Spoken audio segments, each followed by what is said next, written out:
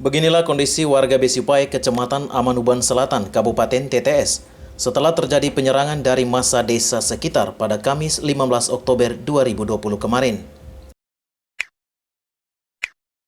Puluhan pondok tempat tinggal mereka dibongkar. Saat penyerangan berlangsung, puluhan warga Besipai lari berhamburan menyelamatkan diri ke hutan. Sebagian warga saat ini sudah kembali ke pondok tempat tinggal mereka, namun sebagiannya belum juga kembali. Warga Besipai mengaku pelaku penyerangan adalah warga Desa Polo. Selain itu diduga ada keterlibatan pegawai Dinas Peternakan NTT serta tim dari Pemprov NTT. Warga Besipai mengaku aksi penyerangan yang dilakukan massa desa sekitar diduga didalang oleh beberapa tokoh adat atau usif yang mulanya mendukung warga Besipai. Karena usif itu masih saudara, masih bapak, kami masih anggap bapak. Dan ada bapak saya yang merekomendasi termasuk yang atas saya.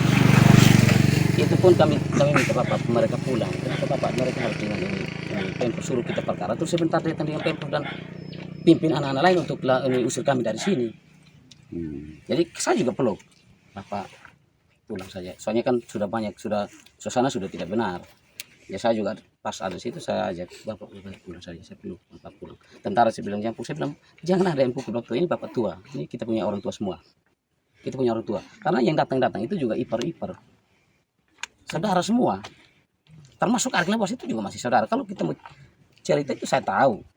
Kami tahu. Jadi tidak ada yang pukul, itu tidak benar. Tidak, itu tidak benar. Kalau ditarik begini dorong begini untuk suruh pulang, memang ibu-ibu. Saya sendiri yang tarik. Saya bilang bapak situ aja, jadi bapak pulang, bapak yang rekomendasikan kami. Tapi yang terus mereka menyampaikan. Melihat kondisi kawasan Besipai kian memanas pasca penyerangan, Kapolda NTT Irjen Lotaria Latif memutuskan untuk meninjau lokasi keadaan di lokasi Besipai. Kapolda NTT Irjen Lotaria Latif langsung berdialog dengan warga Besipai yang merupakan korban penyerangan warga desa sekitar. Dalam dialog tersebut, Kapolda mengarahkan warga sesuai rekomendasi Komnas HAM, di mana warga diminta untuk tinggal sementara di rumah yang telah disiapkan Pemprov NTT bagi warga Besipai.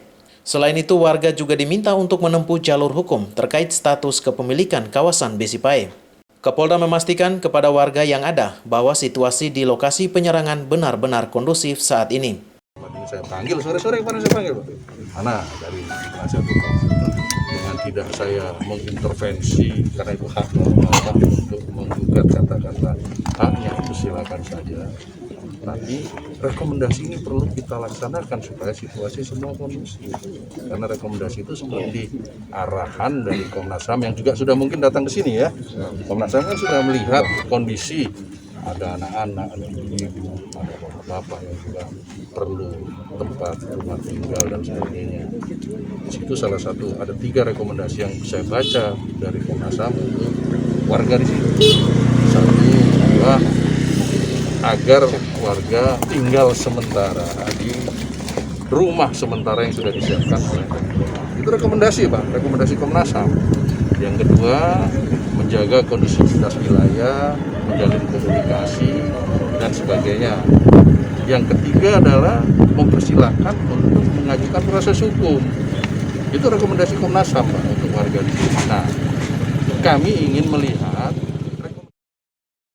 Sementara Wakil Ketua DPRD NTT Ince Sayuna menyayangkan aksi penyerangan oleh warga sekitar.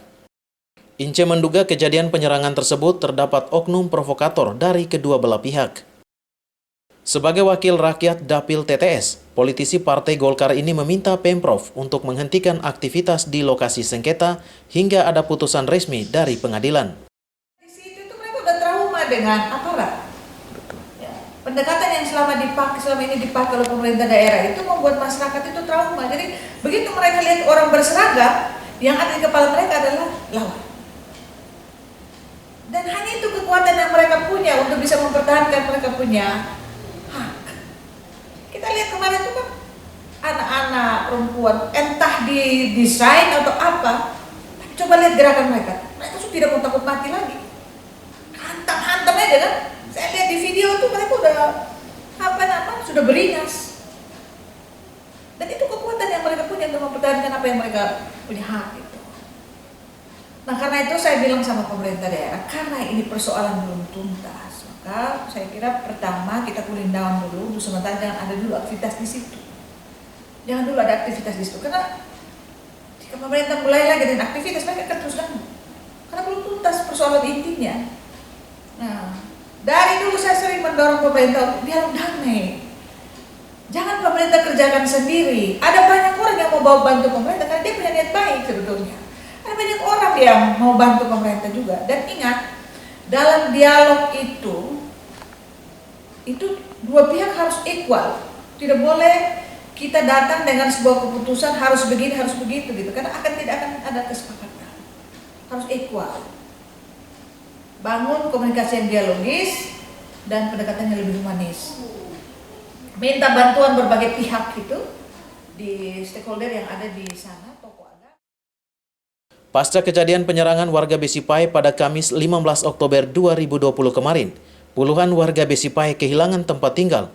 Warga pun memutuskan untuk tinggal di bawah pohon.